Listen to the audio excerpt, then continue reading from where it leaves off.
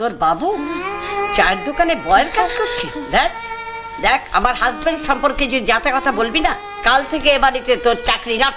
বিশ্বাস হচ্ছে না তো? আমি পুরুফ এনেছি, পুরুফ। এই দেখো মা, পুরুফ।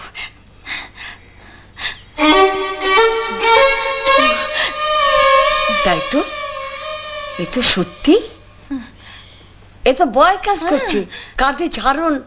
মা, ওই ঝাড়নটা দিয়ে যা টেবিলটা পুছলো না এ করে, আমিও না এই টেবিলটা তো ভালো করে মুছছি না।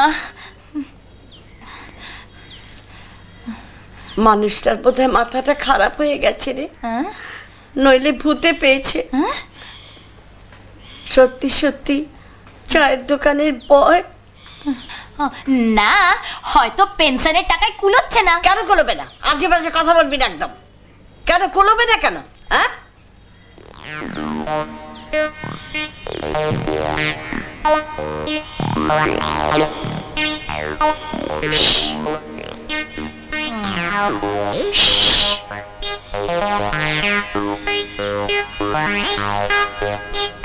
ও বোধহয় কোনো পাড়ায় যায়নি, রোজ রাত্রি 10টার পরে ফেরে।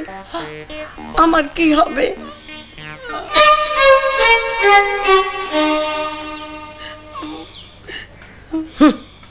ও সমস্ত বেয়ারা গরুকে কি করে বসে রাখতে হয় আমার খুব ভালো করে জানা আছে। দড়ি দিয়ে এমন বেঁধে রাখবো না, কালকে একটা ভালো দড়ি কিনে দিবি তো। না মা, এসব বলতে নেই, গরু বলতে নেই মা, শত হলো আপনার হাজবেন্ড। হাজবেন্ড? আমার হাজবেন্ডকে আমি গরু বলবো, পাঠা বলবো, ভেড়া বলবো? তোর কি রে? বেড়া এখান থেকে, যা।